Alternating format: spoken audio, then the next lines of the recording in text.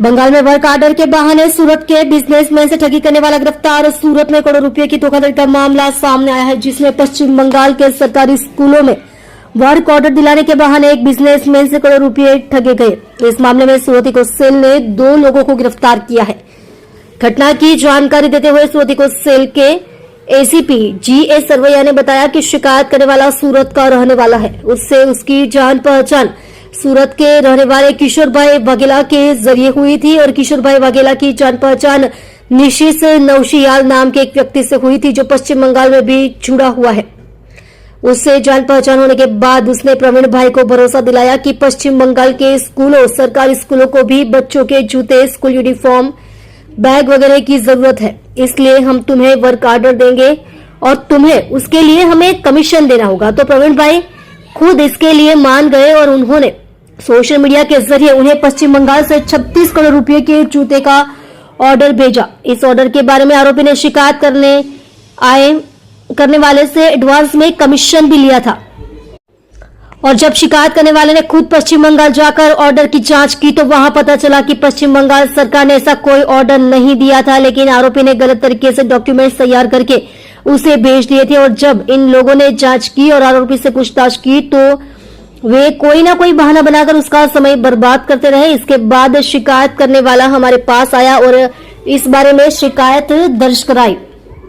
शिकायत दर्ज कराने के बाद आरोपी किशोर वाघेला और निशिस नौशियाल को गिरफ्तार कर लिया गया है और अभी आरोपियों से पूछताछ चल रही है।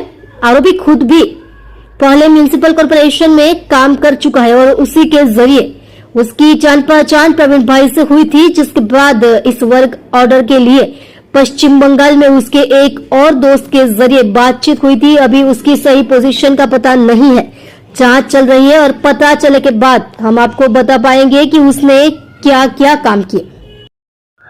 પ્રવીણભાઈ ધડુક જે ફરિયાદી છે અને સુરતના નિવાસી છે, તેમને સુરતના જ રહેવાસી કિશોરભાઈ વાઘેલા મારફત પરિચય થયેલો અને કિશોરભાઈ વાઘેલાને નોસિસ સિંગિસિયલ કરીને જે છે વ્યક્તિ કે જે વેસ્ટ બેંગાલમાં પણ પોતે કનેક્ટેડ છે, તેની સાથે પરિચય થતા તેઓએ પ્રવીણભાઈને એવી વિશ્વાસ આપેલ કે વેસ્ટ બેંગાલની જે સ્કૂલો છે, સરકારી સ્કૂલો, તેમાં પણ બાળકોના જે શૂઝ, સ્કૂલ યુનિફોર્મ, બેગ વગેરેની પણ જરૂરિયાત રહેતી હોય છે, તો તમને અમે વર્ક ઓર્ડર અપાવીએ અને તમારે એ પેટે અમને કમિશન આપવાનું રહેશે। જેથી પ્રવીણભાઈ પોતે આ બાબતે સંમત થયેલ અને તેઓએ વેસ્ટ બેંગાલમાંથી સોશિયલ મીડિયા મારફત 36 કરોડનો શૂઝનો એમને ઓર્ડર મોકલાવેલો હતો।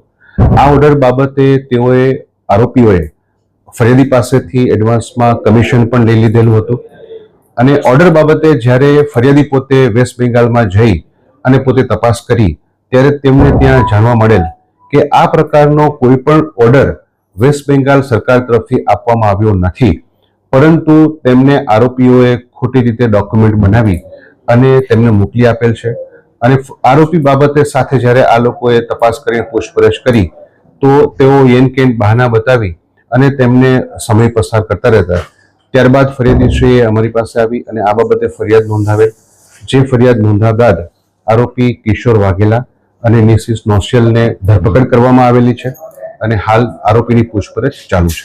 સર, ફરિયાદી અને આરોપી એકબીજાને કેવી રીતે ઓળખે છે? આરોપી શેનું બેકગ્રાઉન્ડ શું છે? આરોપી જે છે એ પોતે મહાનગરપાલિકામાં પણ પોતે અગાઉ કામ કરી ચૂકેલા છે અને એ અનુસંધાને પ્રવીણભાઈને તેમનો પરિચય થયેલો હતો, જે પરિચય બાદ તેમના જે અન્ય મિત્ર છે એના મારફત વેસ્ટ બેંગાલમાં આ વર્ક ઓર્ડર માટેની વાતચીત થયેલી હતી। સર, મહાનગરપાલિકામાં શું હોદ્દો? હાલ હોદ્દો એમનો એક્ઝેક્ટ જાણી શકાયેલ નથી, એ બાબતે તપાસ ચાલુ છે અને તેઓ શું ફરજ બજાવતા હતા એ જાણ્યા બાદ આપને જણાવી શકશું। ઓકે।